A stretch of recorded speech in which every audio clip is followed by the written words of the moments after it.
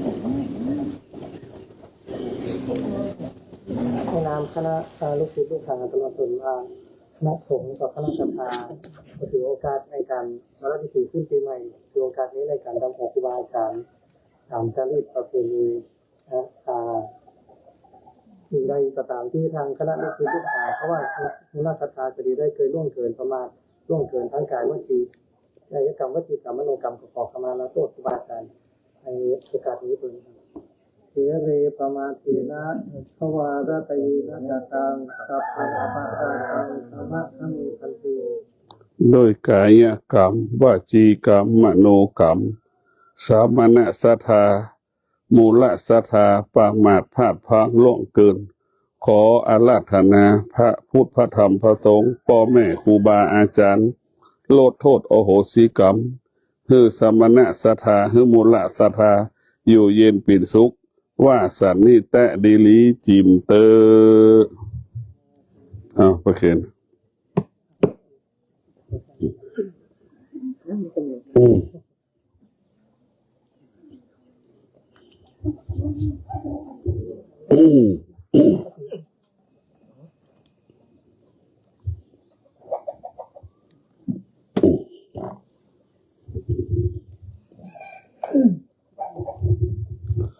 วัน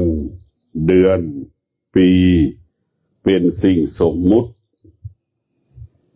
สิ่งที่สมมุติไม่ใช่ความจริงสติเป็นสิ่งที่มีอยู่บนโลกใบนี้หรือธรรมะเป็นสิ่งที่มีอยู่ถึงแม้ไม่มีพระพุทธเจ้าธรรมะก็มีอยู่เป็นอยู่คงอยู่บนโลกใบนี้พระพุทธเจ้า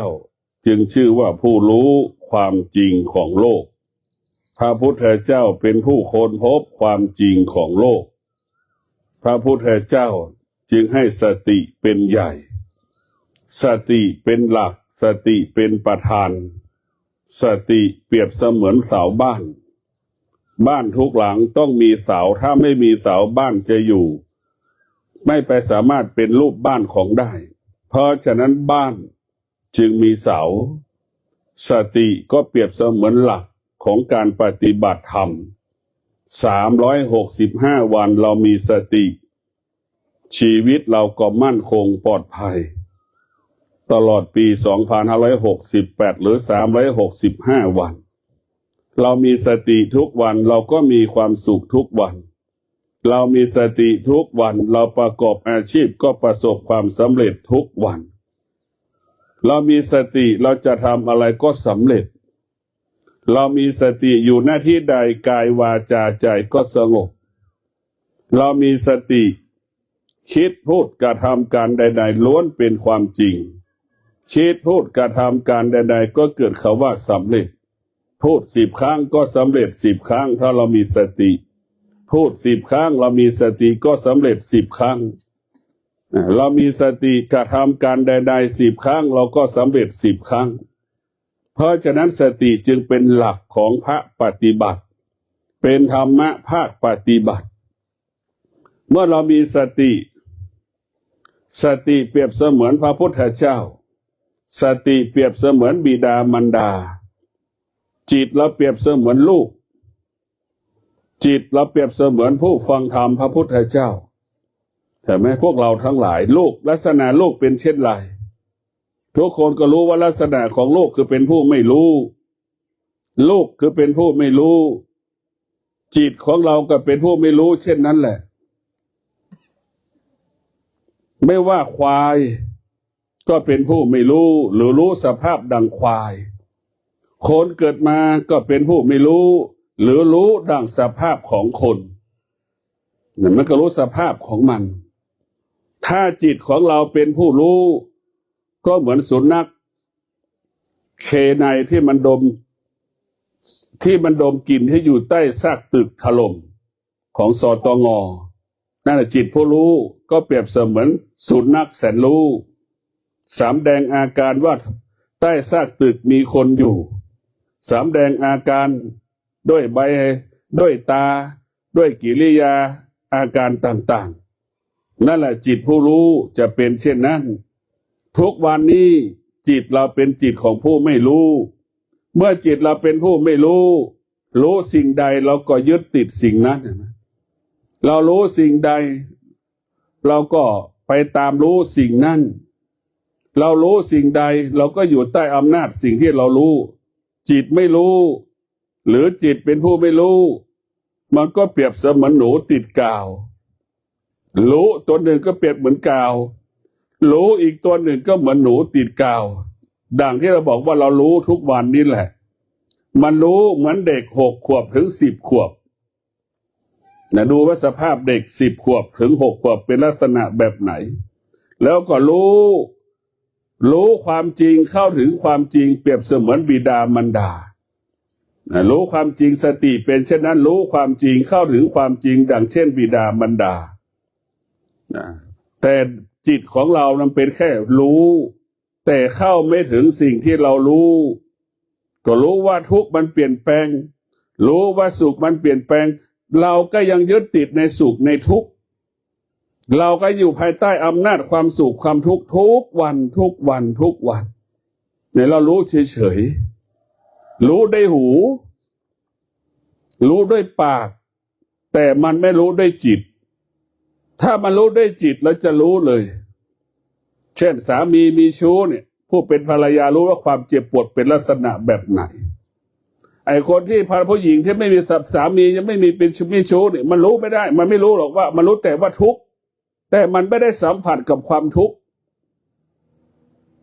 แล้วเพราะนี่ลักษณะเขาว่ารู้แค่นั้นแหละรู้ว่าทุกข์แต่เราไม่เคยสัมผัสกับความทุกข์หรือรู้ทุกข์แต่เราไม่เคยเห็นทุกข์ทุกข์จึงอยู่กับเราทุกลมหายใจสุขเราก็รู้ว่าสุขแต่เราก็ไม่เคยเห็นสุขเราก็ไม่เข้าถึงสุขเราก็ตกอยู่ใต้อำนาจของความสุขเนี่ยเพราะมันไม่รู้เมื่อจิตมันไม่รู้จิตก็ตกอยู่ใต้อำนาจความสุขตกอยู่ใต้อำนาจความทุกข์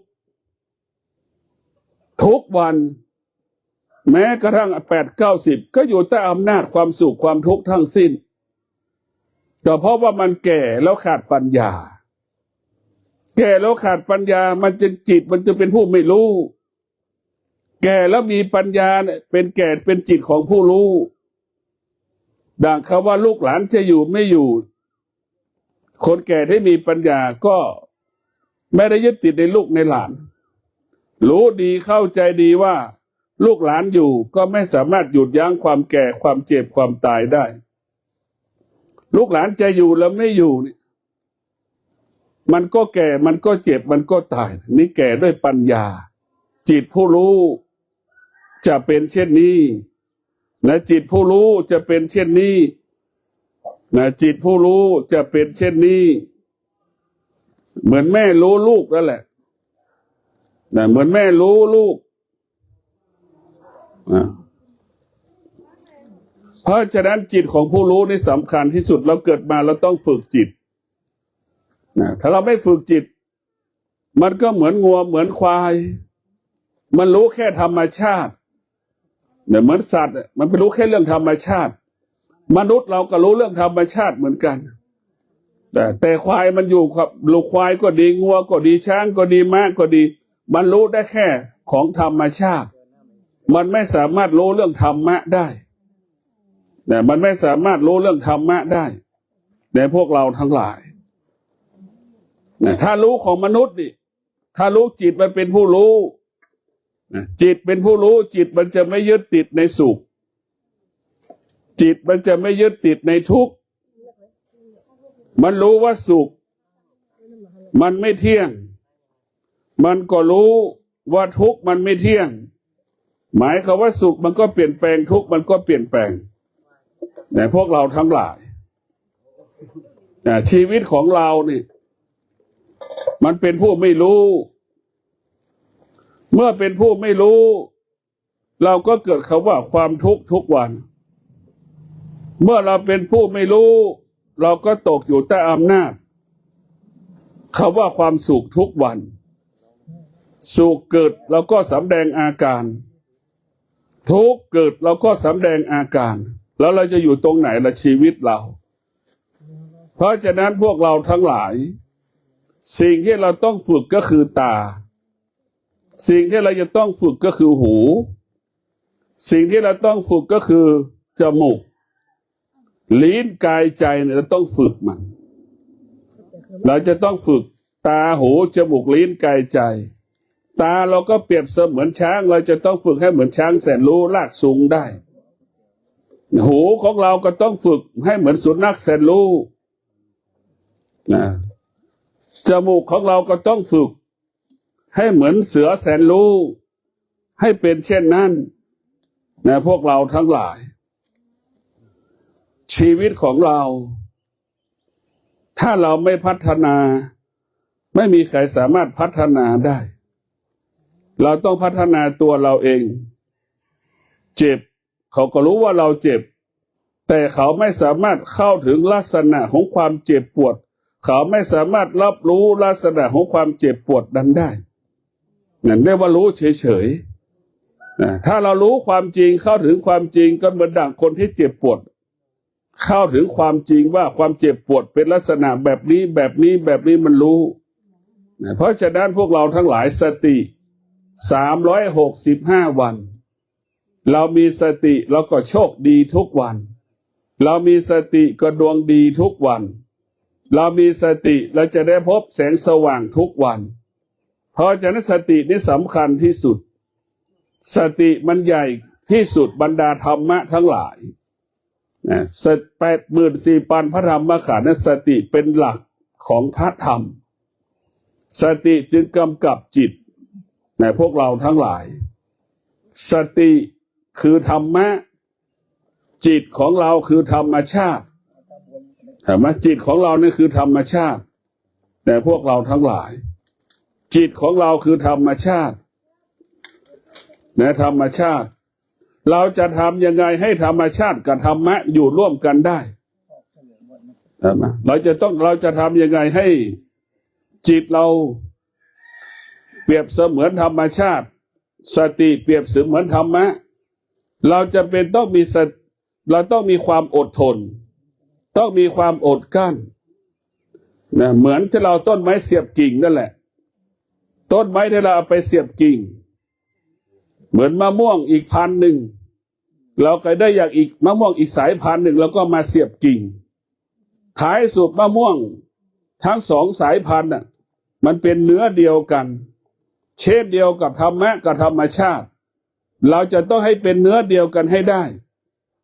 จะเป็นเช่นนั้นธรรมชาติก็เปรียบเสมือนลูกเขยธรรมชาติก็เหมือนลูกสะใภ้ธรรมะเปรียบเสมือนพ่อและแม่เห็นไหมสะใภ้กับลูกเขยจะคุยกับพ่อแม่ของตรงข้ามของเรามันไม่ได้มันคุยไม่ถูกกันเราจะทำยังไงให้พ่อสามีแม่สามีอยู่กับเราได้หรือเราอยู่กับพ่อแม่สามีเราได้เราจะทำยังไงให้เราอยู่กับพ่อแม่ภรรยาเราได้นี่เราต้องคิดเนี่ยนี่แหละคือเราต้องเอาธรรมชาติกับธรรมะให้มันอยู่ร่วมกันได้เหมือนแกงหนึ่งหม้อน่ะใส่เกลือใส่พริกตะไคร้ใบมะกรูดข่าเราจนหาข่าไม่เจอตะไคร้ไม่เจอเราจะต้องปรับอย่างนั้นแหละวิธีคิดวิธีการพัฒนาเราก็เป็นเช่นนั้นอารมณ์ความรู้สึกเราต้องดับมาให้ได้ทุกวันนี้เราทุกข์เพราะอะไรทุกข์เพราะตามันมีความรู้สึกมันจึงเกิดความทุกข์ตลอดเวลาหูมีความรู้สึกมันจึงทุกข์ตลอดเวลาปากมันมีความรู้สึกลิ้นมันมีความรู้สึกมันจึงทุกข์ตลอดเวลาเพราะฉะนั้นสิ่งที่น่ากลัวที่สุดก็คือตาสิ่งที่น่ากลัวที่สุดก็คือหูสิ่งที่น่ากลัวที่สุดก็คือปากดังพ่อและแม่แต่งงานด้วยกันกับพ่อตาหูกับปากโม้คุยใส่กันให้คนอีกคนหนึ่งเชื่อให้คนอีกคนคอยตามท้ายสุดกลายเป็นสามีภรรยาเมื่อมีสามีภรรยาก็มีบุตรเห็นไหมมันก็เลยเกิดบอกกันว่าตาหูปาก เป็นต้นกำเนิดการเกิดของเราเนี่ยเราเกิดตรงนี้แหละเนี่ยตาปากแล้วก็หูนี่เป็นต้นกำเนิดของการเกิดแม่เห็นพ่อเห็นรูปของแม่แม่เห็นรูปของพ่อตอนที่เป็นสาวเห็นไหมพ่อและแม่ติดในเสียงซึ่งกันและกันเห็นไหมอันนี้แหละจึงทำให้เกิดการเกิดจึงเพราะ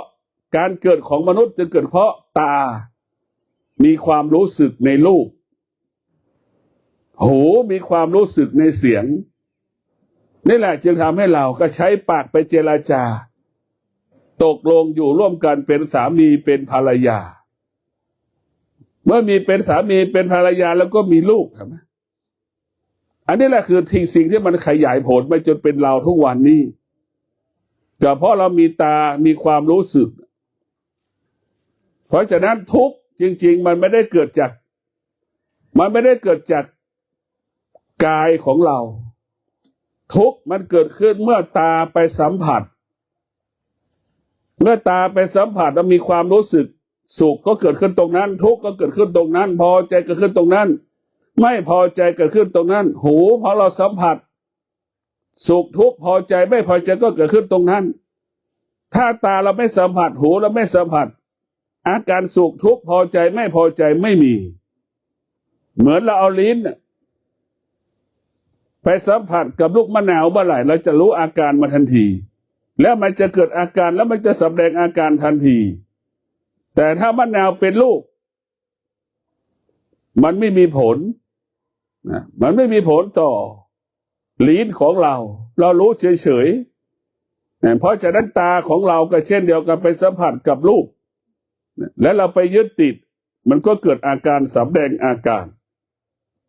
หูได้ยินเสียงเราไปยึดติดในเสียงมันก็แสดงอาการเพราะฉะนั้นพวกเราทั้งหลายปากของเราไปพูดเจรจาสื่อสารต่างๆเราไปยึดติดในคำพูดที่เขาพูดมันจึงทำให้เรานั้นหลงทางหลงผิดอีกเราต้องเข้าใจว่าลูกไม่เคยพูดความจริงให้กับพ่อแม่ถึงแม้พูดไม่หมดไม่จบนี่คือเป็นหลักของลูกทั้งโลกเป็นเช่นนี้ขนาดเดียวกันหลักของพ่อแม่ก็เป็นเช่นเดียวกับลูกพ่อแม่ก็ไม่เคยพูดความจริงให้กับลูกหมดเหมือนกันหมดเมื่อเรารู้ว่าเราเป็นลูกยังพูดความจริงไม่หมดเมื่อเรารู้ว่าเราเป็นแม่พูดความจริงให้ลูกก็ยังไม่หมดพูดความจริงให้สามีก็ยังไม่หมดพูดความจริงให้ภรรยายังไม่หมดแล้วคนอื่นพูดเราจะเชื่อมันทำไมเราเชื่อเขาได้อย่างไรล่ะมันจึงเกิดคำว่าแก๊งคอเซ็นเตอร์ก็เพราะเราคิดไม่ได้พอเราคิดไม่ได้แล้วก็ตกอยู่ใต้อำนาจสิ่งที่เรารู้ภาษาธรรมมาว่ากิเลสไปหลอกกิเลส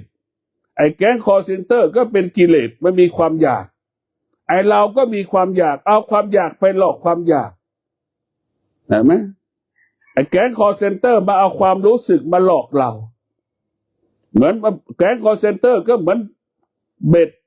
ที่มันมีเหยื่อปลอมนั่นแหละเอามาล่อปลาล่อกบในเราก็ตกอยู่ใต้เบ็ดอำนาจปอของเหยื่อปลอมหมดเลยเพราะฉะนั้นพวกเราทั้งหลายเราเอาธรรมชาติมาเป็นครูแล้วเราก็ทิ้งธรรมชาตินะเอาธรรมชาติมาเป็นครูท้ายสุดเราก็ต้องทิ้งมันนะเพราะธรรมชาติมันเปลี่ยนแปลงเนี่ยเรามานั่งเนี่ยมันก็เกิดอาการเจ็บปวดนะส่วนใดส่วนหนึ่งของร่างกายเนี่ยมันเปลี่ยนแปลงมันแสดงอาการมันสงบนิ่งมันก็เปลี่ยนแปลงแล้วมันแสดงอาการว่าสงบนิ่งนี่เราจะรู้อย่างนี้แหละเพราะฉะนั้น365 วันให้เรามีสติรู้สึกตัวธรรมะภาคปฏิบัติให้เรามีสติรู้สึกตัวอันนี้คือเป็นหลักเรียกว่าให้จิตอยู่ในกายให้จิตอยู่กับกายไม่ให้จิตส่งออกนอกสามีที่มีสติสามีก็จะอยู่กับภรรยาในวันสงกรานต์ภรรยามีสติก็จะอยู่กับสามี ในวันสงกรานต์พ่อแม่มีสติก็อยู่กับลูกลูกมีสติก็อยู่กับพ่อกับแม่แล้วก็มีคนหลายคนป่านนี้ขาดสติมาตั้งแต่เมื่อวานขาดสติวันนี้ก็ยังไม่เข้าบ้านพรุ่งนี้ก็ยังไม่เข้าบ้านอีกนี่ขาดสติก็ไปอยู่กับคนอื่นไปอาศัยสิ่งอื่น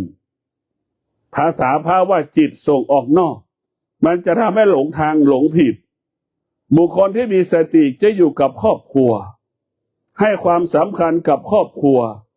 เรียกว่าลูกมีสติจะอยู่กับพ่อกับแม่พ่อแม่มีสติจะอยู่กับลูกอันนี้คือเป็นกฎของธรรมชาติในพวกเราทั้งหลายชีวิตของเราเป็นสิ่งสมมุติทั้งสิ้นชื่อของเราก็เป็นสิ่งสมมุติเพื่อง่ายสะดวกในการอยู่ร่วมกันเราไม่ควรไปยึดติดสิ่งที่มันสมมุติทุกวันเราไปติดในสิ่งสมมุติเราไม่สามารถออกจากสิ่งสมมุตินั้นได้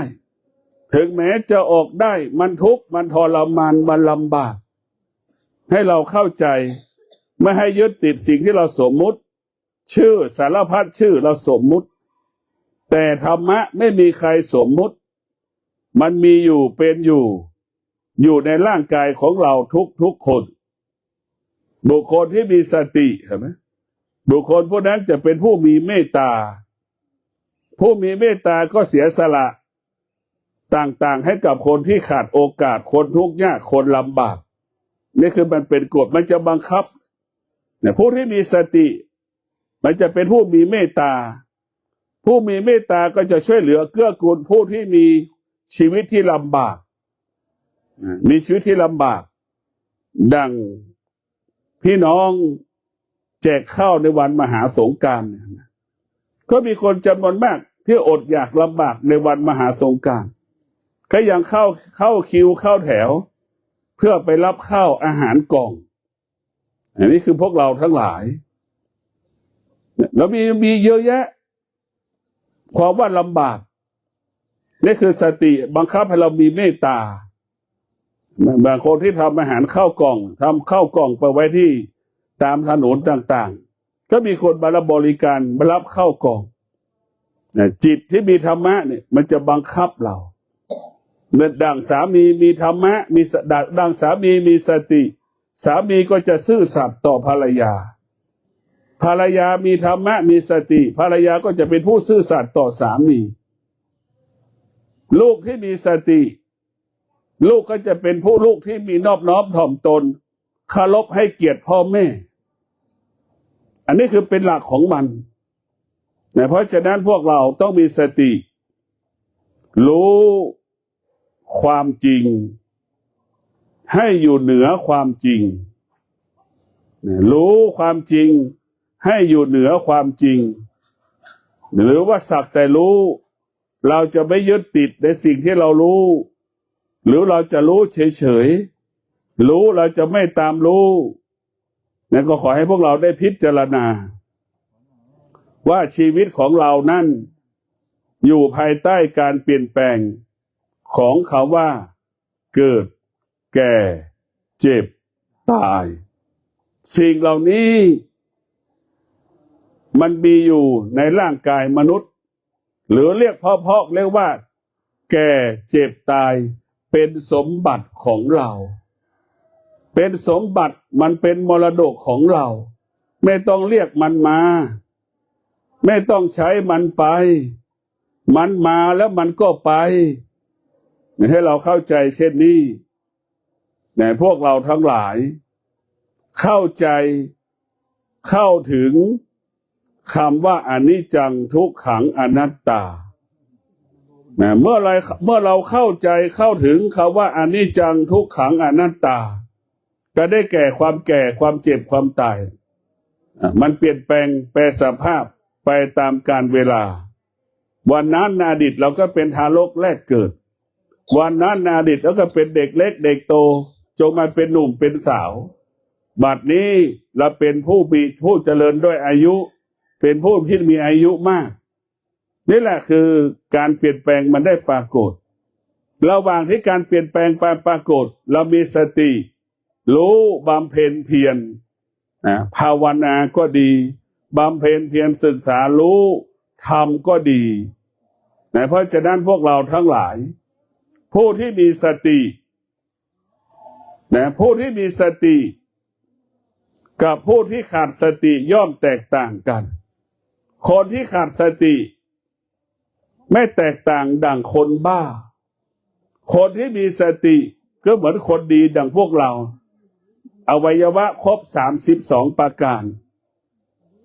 รู้สึกความว่ารู้สึกเกิดจากตาหูจมูกลิ้นกายใจสมบูรณ์แบบเพราะฉะนั้นพวกเราทั้งหลายผู้ที่มีสตินั้นคิดสิ่งใดก็ง่ายทำสิ่งใดก็ง่ายทำสิ่งใดก็สะดวกเราขาดสติทำอะไรก็ยากทำอะไรก็ลำบากเหมือนคนพิการเหมือนคนเป็นอัมพฤกษ์เหมือนคนเป็นอัมพาตมันยากเช่นนั้นเห็นไหมคนที่ขาดสติจะทำอะไรก็ยากเพราะฉะนั้นเราจะทำอะไรก็แล้วแต่ให้เรามีสติรู้ให้เต็มกำลังถ้าเราสติไม่เต็มกำลังสุขทุกข์ที่เกิดเราก็ตกอยู่ใต้อำนาจถ้าเรามีสติเต็มกำลังสุขเกิดเราก็อยู่เหนือสุขทุกข์เกิดเราก็อยู่เหนือทุกข์ในพวกเราทั้งหลายเราจะอยู่เหนือสุขเราจะอยู่เหนือทุกข์สุขก็เป็นสิ่งที่ไม่มีค่าทุกข์ก็เป็นสิ่งที่ไม่มีค่าดังมหาสงกรานต์เนี่ยคนจำนวนมากเอาความสนุกมาเป็นความสุขแต่ผู้ปฏิบัติธรรมเอาความสงบมาเป็นความสุขเห็นไหมพวกเรารู้แล้วผู้ปฏิบัติธรรมเนี่ยเอาความสงบมาเป็นความสุขหัวใจของคนที่มีปัญญาก็จะรู้เรื่องธรรมะแสวงหาธรรมะหัวใจของคนที่ขาดปัญญาก็จะเรียนรู้เรื่องแต่ธรรมชาติเรียนรู้เรื่องแต่การศึกษาเราจะรู้ว่ารู้ของการศึกษามันสร้างรู้ด้วยปัญญาเนี่ยมันจะละมาคนละอย่างนะพวกเราทั้งหลายรู้ด้วยวิชาปัญญามันจะดับมันจะระงับมันจะยุติเหมือนเราไถนานั่นแหละก่อนที่เราจะปลูกข้าวเราจะต้องกำจัดวัชพืชนั่นแหละดับเช่นนั้นในพวกเราทั้งหลายรู้ของการศึกษารู้ของสถาบันการศึกษารู้แล้วก็สร้างเหมือนมันกำลังจะสร้างคำว่า AI เห็นไหมเราจะตกเป็นทาสของ AI อีกเราจะไปรับรู้เรื่อง AI อีกเห็นไหม AI มันจะสู้ฌานกับญาณไม่ได้ฌานกับญาณน่ะมันรู้แล้วว่าตาทิพย์หูทิพย์มันสู้ตรงนี้ไม่ได้มันสู้ความสงบไม่ได้ตาเราเห็นรูปเนี่ยคนเดินเข้ามาเราก็อ่านค่าได้หูเราได้ยินเสียงเนี่ยเสียงมันก็จะอ่านค่าแปลค่าให้รู้นิสัยสันดานมันได้กิริยาอาการที่เขานั่ง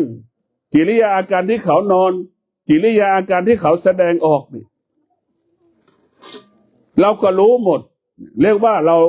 ถ้าเรามีความสงบหรือมีความสงบและจนเกิดปัญญามันยิ่งใหญ่กว่า AI หรือเรียกว่าปัญญาประดิษฐ์มันก็สู้ปัญญาแห่งธรรมไม่ได้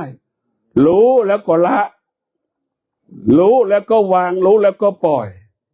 หรือรู้ลดละเลิกรู้ด้วยวิชาปัญญา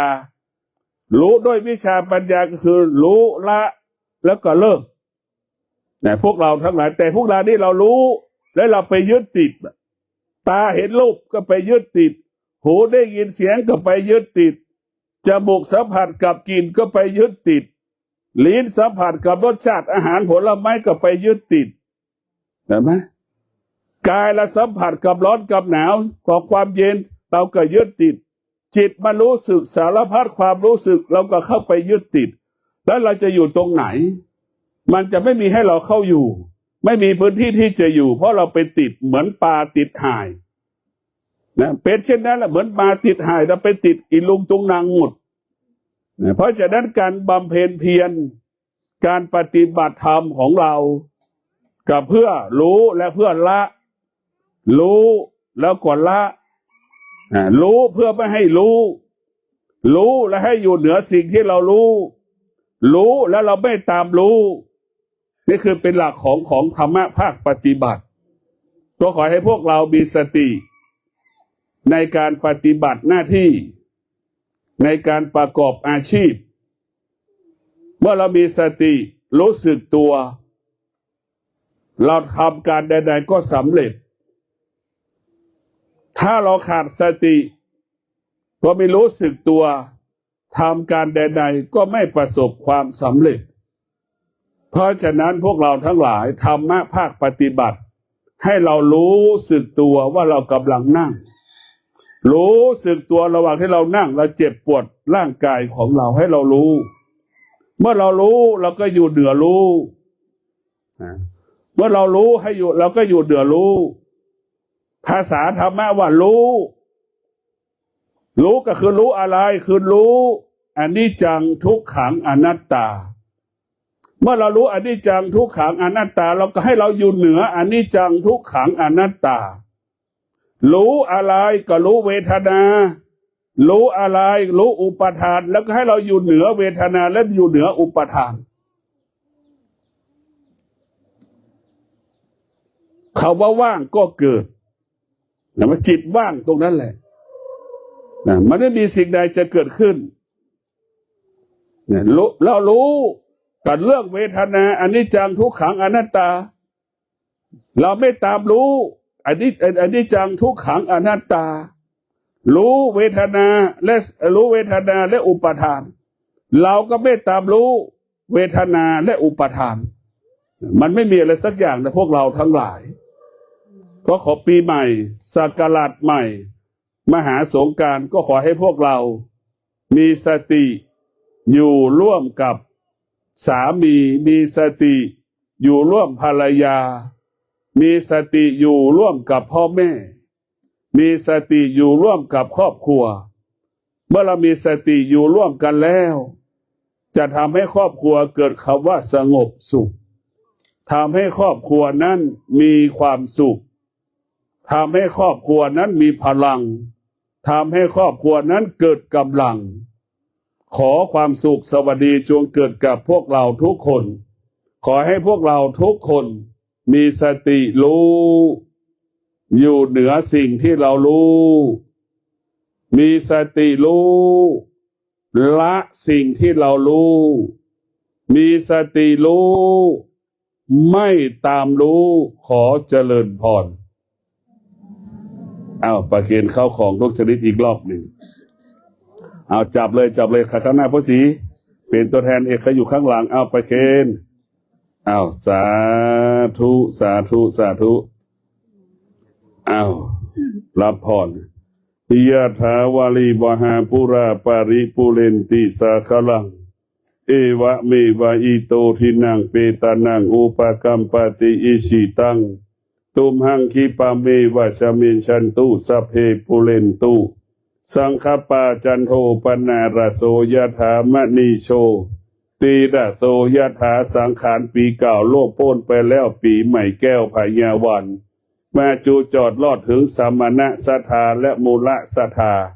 ได้นบได้น้อมได้แต่งได้นานำอบนำหอมนำขมิ้นส้มปล่อยดอกไม้ทูบเทียนเครื่องไตรยาตานทั้งหลายน้อมมาถวายสู่มาคารวะตนตัวแห่งพระพุทธพระธรรมพระสงฆ์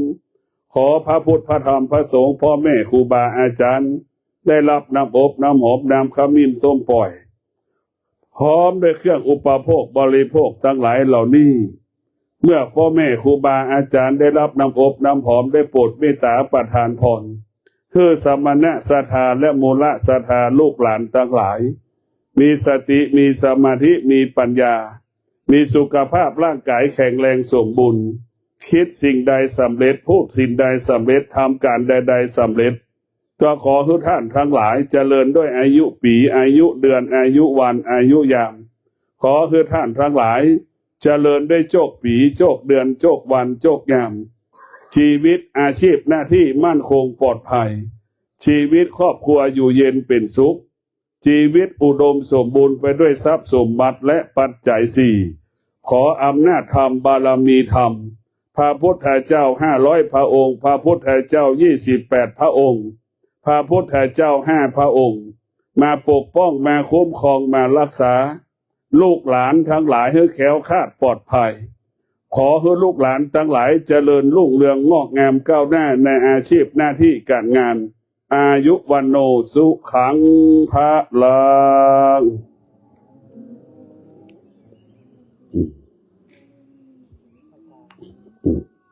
วันตามิพันเตตาปานาปาราตังตามาคาเมพันเตมยาตาตังบุญยังสามินาลุโมทิตาปัสสามินาตังบุญยังมยังตาตาปัสสาธุสา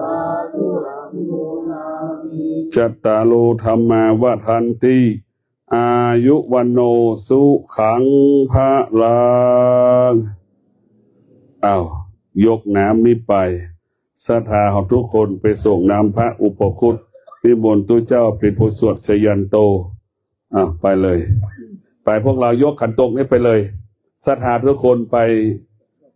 รดน้ำพระอุปคุตพระอุปคุตเป็นพระที่มีฤทธิ์มากนะ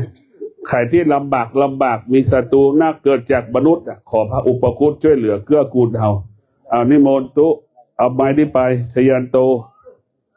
ไปหิ้วลำโพงไปเน้นไปหิ้วลำโพงเอาไม้ให้พระไปหิ้วลำโพงไปที่นู่นเลย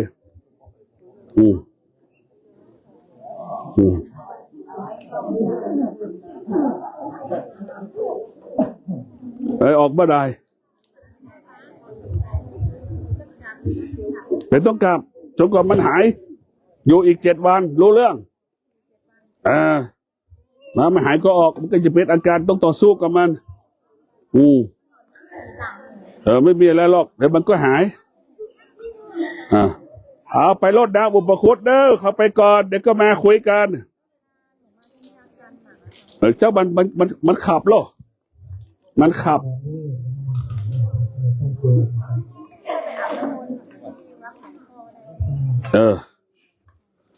ครบ7 วันก่อนก็ไปใหม่ไปแล้วก็ไปคืนหนึ่งไปบ้านแล้วก็พรุ่งนี้มาใหม่ไปนอนคืนเดียวก็พอก็กลับมาอีก7 วันอีกวันก็มา